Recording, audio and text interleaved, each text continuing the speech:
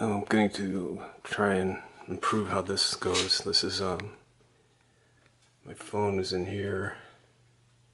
That's the doorbell, and that's the coax. And I was thinking, like previously, this was like in a 2-gang, and the wires were all just wired like with like a wire nut. And then I thought I'll get one of these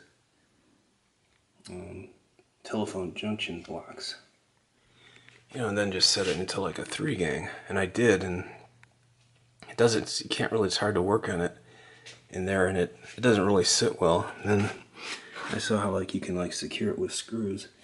So I'm gonna build like a cavity in here, and so it'll encompass. I think I'll get like one board that will encompass all 3 of these things. These kind of fit in here, but it's kind of tight even still. And that's a 4-gang. So what I have to do is I'm gonna like that drywall. It's a little bit high, but I think I'll go with it. Then it'll make the re-drywall job easier. So I have to like make that level. Then I'll have to move this thing down a little bit, and then like a couple of shelves across, and boards up the back, and then the wires, they come in on the other side.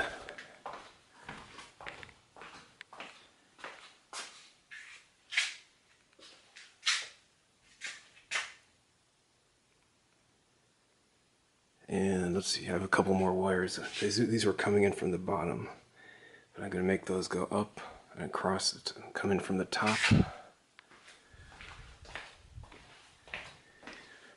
And then I think just to really simplify it, I think I'll just get like a board that will, it could just even be 2 screws probably there and there to hold it, and then just have like a little, like maybe a half circle along the bottom where that wire will come out, so it can connect to this. And the reason that this, you can't like throw this your doorbell into like a box, because this thing gives off a little bit of heat.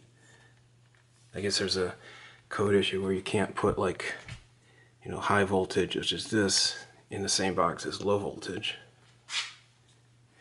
But so I don't think there's any code against this. I mean, coax, that's pretty safe. That sits on the floor. The phone, I think that should be safe too. So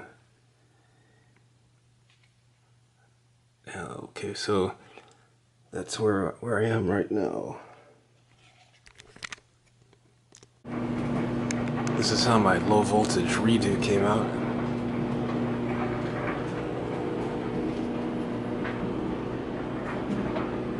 That's cut there is for the doorbell wire. I thought a doorknob couldn't hurt on it, and I found out just all you need is like 1 screw.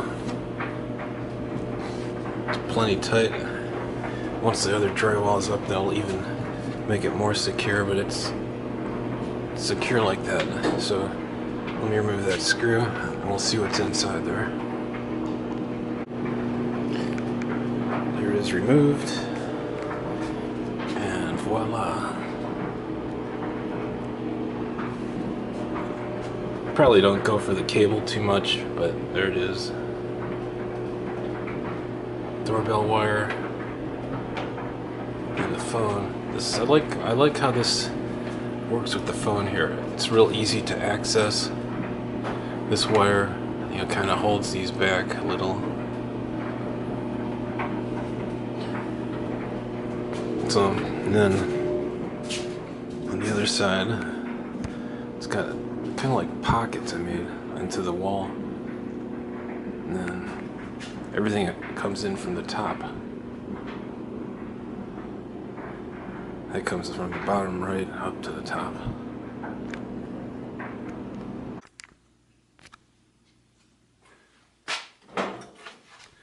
This works out pretty good with these labels like this. Put a number on them.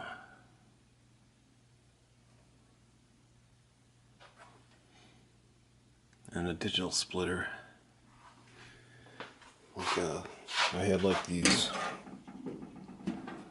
These are like post-it notes, bookmarker type, and the problem I had was if you want to remove those labels with using like electrical tape, it leaves like a sticky coating on it. But these paper labels just easily move. I think, you know, put tape on the number itself. That might help with, in case like moisture gets on it.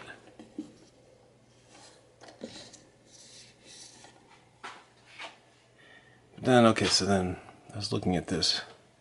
That looks pretty good, doesn't it? But I was looking at, why is this this wire here? It's white. This is like flesh tone.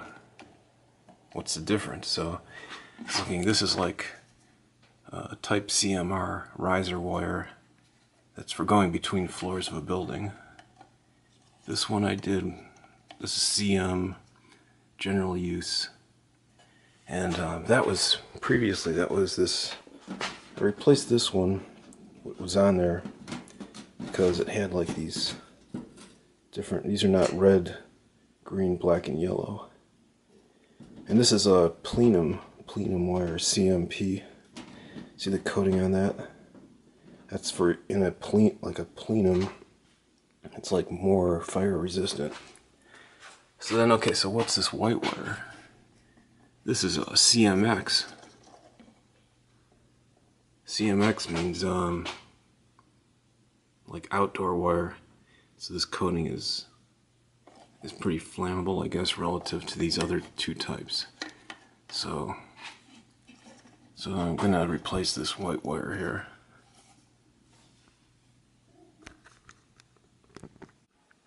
Here's how this wire runs. From there, goes down there.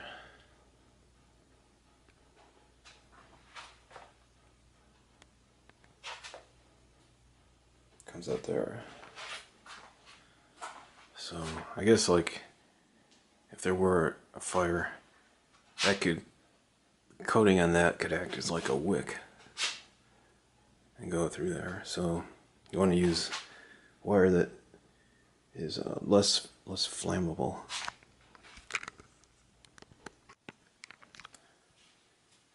So here's the final job.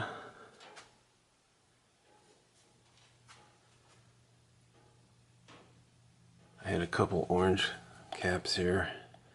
I thought I'd put that on the black and yellow. I moved this line, these little wires behind, so that kind of made it look neater there.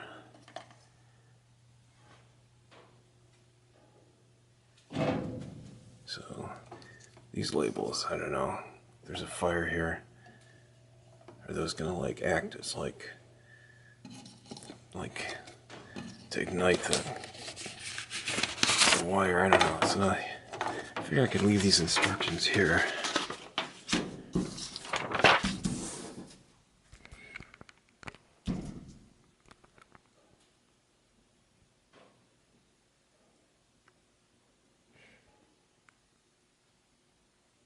So all these details. And let's see, so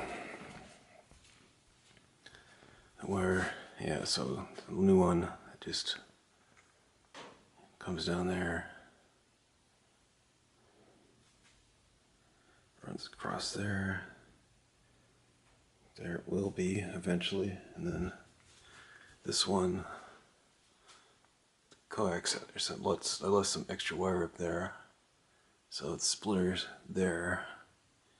Drywall's going to go on this side.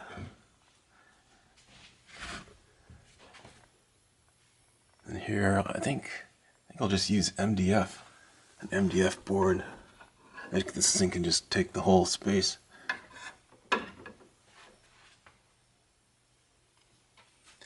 So here's like a cable splitter, or I mean a digital coax splitter.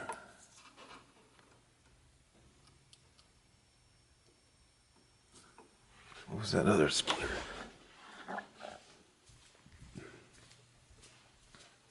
Yeah, digital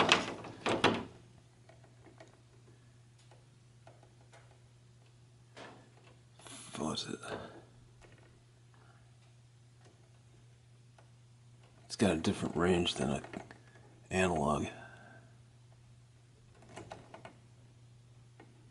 And then for now, since I'm just using like the cable modem, I have it going like from the line in, which is 1